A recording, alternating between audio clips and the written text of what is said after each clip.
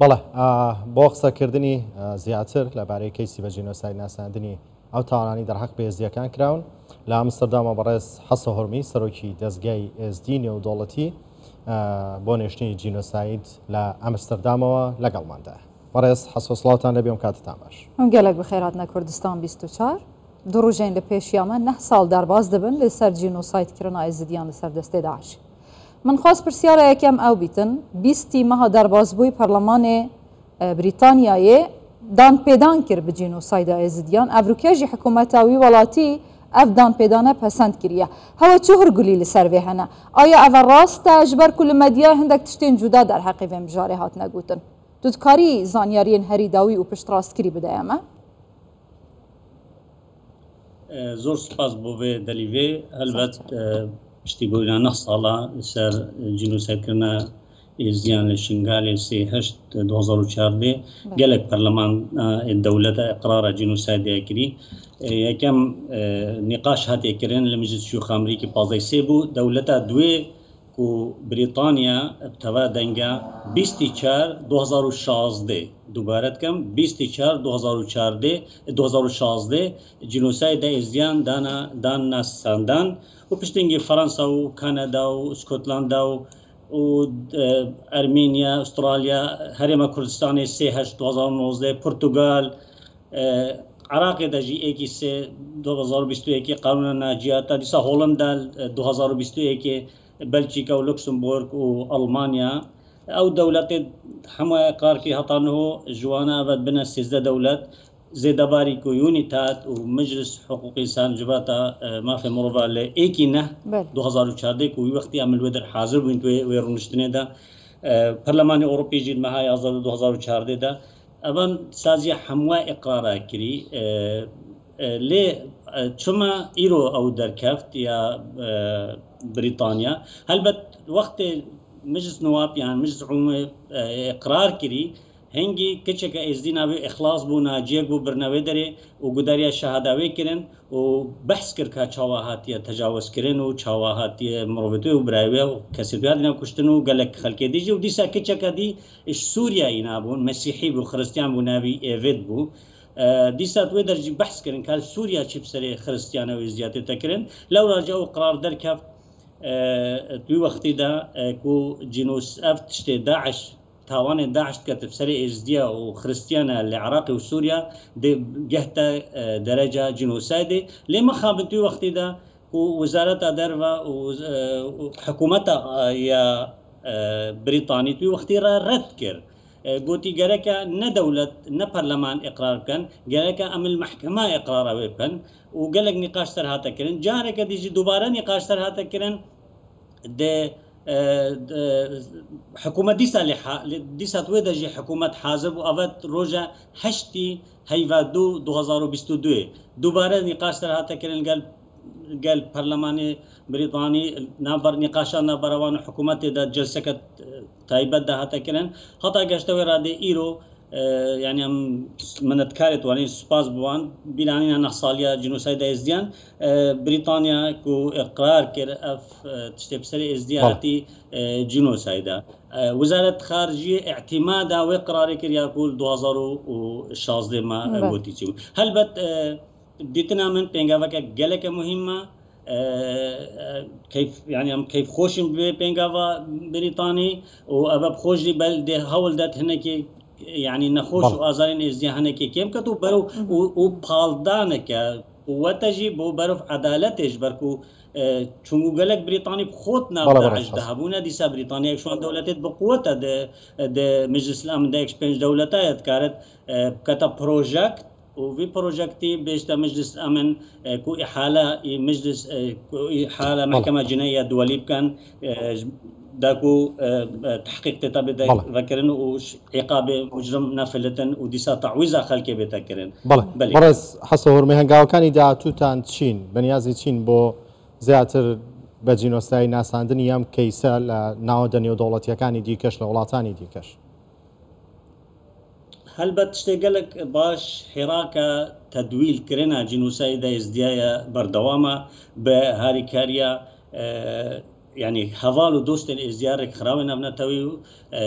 نراتيات حكومة الهرم كردستان ديسا او سازين الكردستاني جهاتنا شكرن بو تايبت بفكاري زيدباري چالگوان و کسین دوستن باوری ما في مروبهين نها كارت تكرن بشتي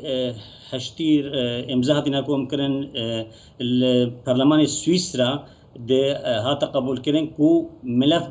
بيتا نقاش كرن سر او جي بينغا وقت ديترام تشكي باشا ام بهيفينت فترة كنزيك دا برلمان سويسرا جي اقرار كر ديسا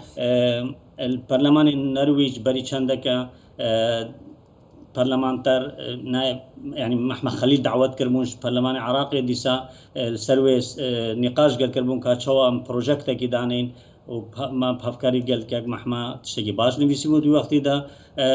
كارت تكرن نلغور خواستك ازديا چنگو ازديا هطانو جهمود بن خيفتانا وهطانو عردوانا دستوانا نزفرينا بنيا تحتنا هاتي فكرن اعادة هيلنا ناجياتنا ديكنا ديتنا من جرك محكمة بتشكل لو ما جاء بروجكت بريطانيا تدا إشارة تدا قلت جرك ولا قضايا دولي بتكارينا جرك محكمة بتشكل أم بهينا هیچ آماجه بينه هاتيدان أو محكمة جرك بهتا تشكل لكيفا بيجبركو بيشتر لسراست حكومة هرم كردستان جلك هولهات ندان كو حكومتك بهتا أفاكرين الهرم كردستان بودات جهكرنا داعشيان لكردستان لديار حكومة عراقي راي قربو هيج أماجيك بهات يدان كأو حكومة الكيفا بيتن وشاوا أو ما بس محكمة كأن دولي بتشكينيا مختص بت هكر محكمة جناية دولي نكارت أبي كزيور جرت شنقو نعراق ونسوريا جي نطرف النظام الروماني أساس ده ولا قضايا الهرد وراتا جناية براسي جي شور فناشر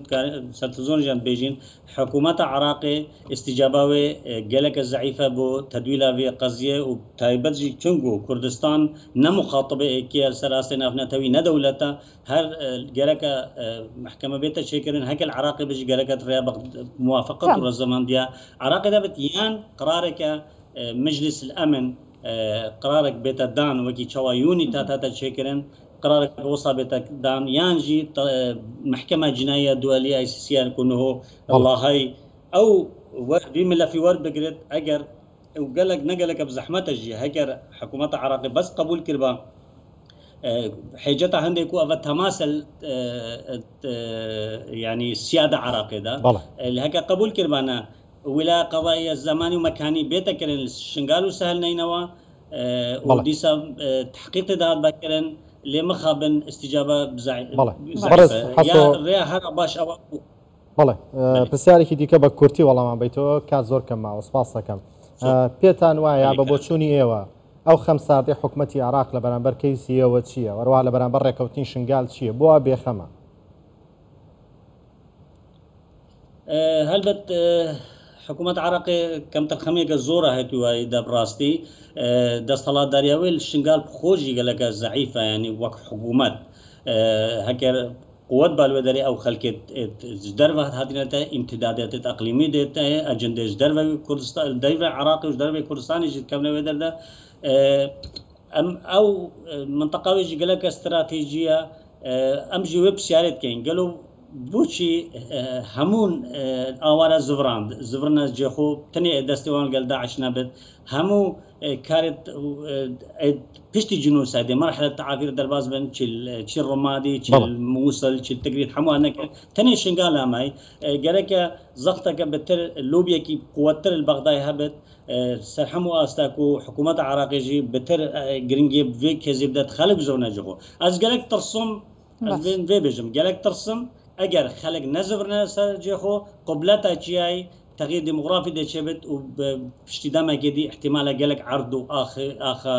آخر بچت يعني بو ازديان نمين إذا نكرم بالزفرن هجا حسب كورتي اگر شكرم خجارة ايكيا لسر آستي سياسي العراقي سياسي اقد بيجيتين بربست ريجير البيشيا وغرا ازديان جبو شنغالي مسألة سياسيا ندارية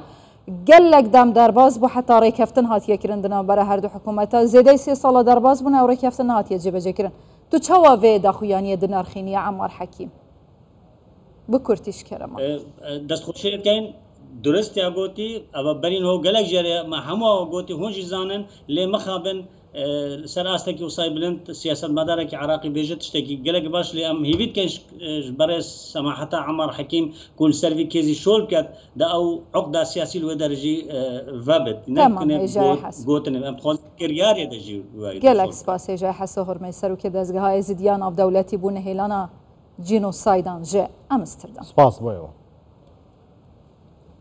سپاس